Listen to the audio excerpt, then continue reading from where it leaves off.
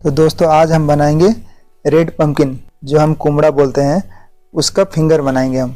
एक स्टार्टर है, ये खाने में बहुत ही क्रंची और बहुत ही टेस्टी होता है। इसके लिए हमने लगभग 200 gram red pumpkin, boiled potato medium एक लिए हैं, बारीक कटा हुआ छोटा प्याज और एक गाजर को हमने चॉप कर दिया है अच्छी तरह से। इसको बनाने के लिए हमें एक पैन पे 1 से 2 टीस्पून ऑयल लेना है।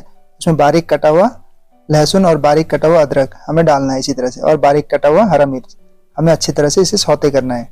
इसी तरह से मिलाकर हमें थोड़ा देर वेट करना है। हल्का सा ब्राउन कलर आ गया तो हमें इसमें बारीक कटा हुआ प्याज मिलाना है।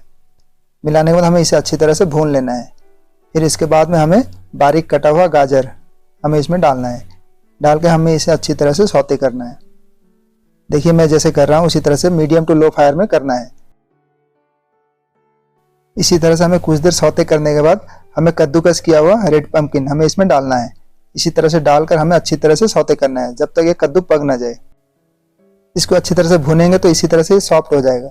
भुनने के बाद हमें अब ऐड करना है सैलरी, चॉप किया हुआ सैलरी। अगर आपके पास है तो डाल सकते हैं, नहीं तो फिर स्किप कर सकते हैं। फिर हमें डालना है कद्दूकस किया हुआ बॉयल आलू, हमें इसमें ऐड करना है। इसी तरह से ग्रेट करके आप डालना है। देखो इसी तरह से मिलाकर हमें कुछ देर भून लेना है।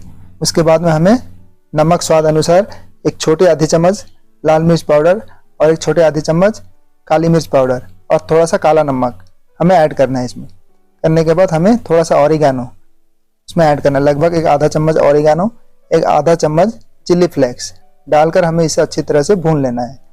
देखिए हमारा मसाला कितना ज़बरदस्त लग रहा है। अब हमें इसमें आधे छोटी चम्मच गरम मसाला ऐड करना है। ऐड करने के बाद हमें इसे अच्छी तरह से फिर से मिला लेना है। ध्यान रहे मीडियम टू लो फायर में हमें इसे पकाना है। इतना भूनने के बाद हमें इस स्टेज पे हमें कॉर्नफ्लोर को अच्छी तरह से घोल लेना है पानी डालकर।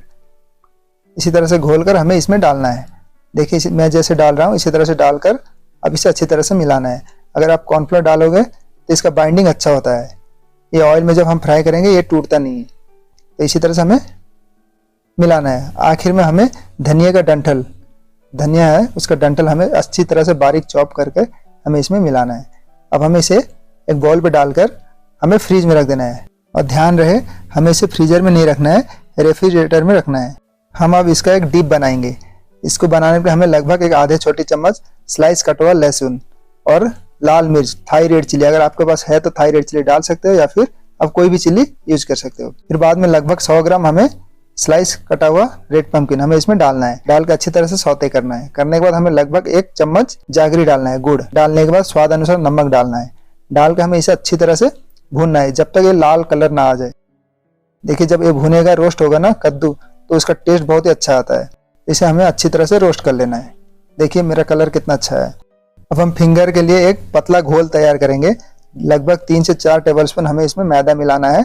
1 से 2 टेबलस्पून हमें कॉर्नफ्लोर डालना है और 1 छोटे चम्मच चिली फ्लेक्स डालकर हमें स्वाद अनुसार नमक डालकर अच्छी तरह से हमें इसे मिक्स कर लेना है। ये हमारा थिन बैटर तैयार है। ज़्यादा थिक भी नहीं करना और ज़्यादा भी थिन नहीं करना है, नहीं तो फिर ब्रेड क्रम्ब नहीं पकड़ेगा इस पर। अब हमें इसका डीप तैयार करने के लिए हमें इसे अच्छी तरह से पेस्ट कर लेना है। अब हमें इसका कोटिंग बनाना है। अब हमें ब्रेड क्रम्ब बनाना है। मैंने 4 से 5 स्लाइस कच्चे ब्रेड को मिक्सी में घुमा लिया है और हमारा डीप देखो तैयार है। अब हमें इसमें थोड़ा सा नमक और थोड़ा सा 1 वेजेस लेमन का इसका जूस डालना है इसमें। इसका टेस्ट खट्टा मीठा स्पाइसी बहुत ही मज़ेदार टेस्ट होता है। एक बार ज़रूर ट्राई कीजिएगा आप इसको। अब हमें इसे एक बाउल पे ट्रांसफ़र कर लेना है।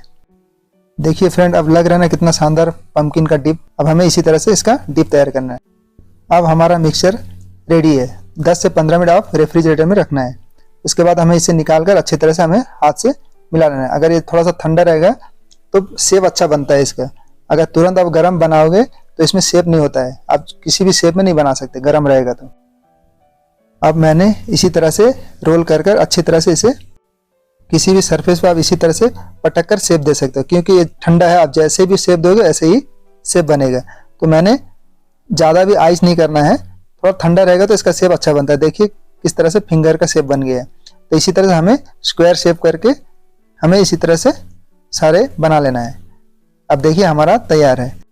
अब हम इसका कोटिंग करेंगे। तो हमें पहले हमने जो बैटर बना कर रखा था थिन बैटर, उसमें डीप करेंगे। उसके बाद में हमें इसी तरह से ब्रेड क्रम्ब में हमें इसी तरह से लपेटना है।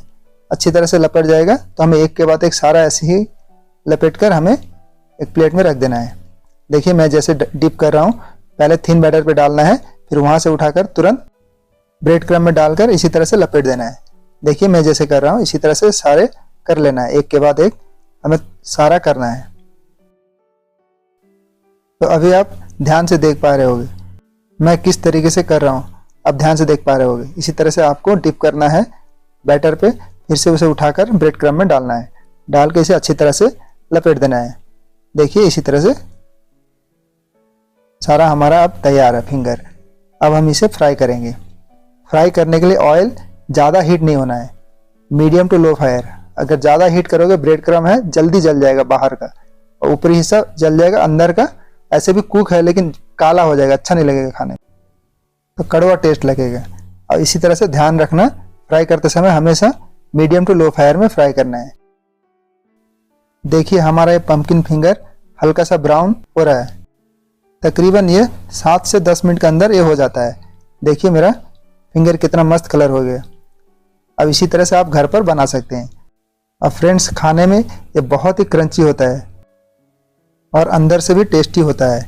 आप एक बार ज़रूर ट्राई कीजिएगा घर पर।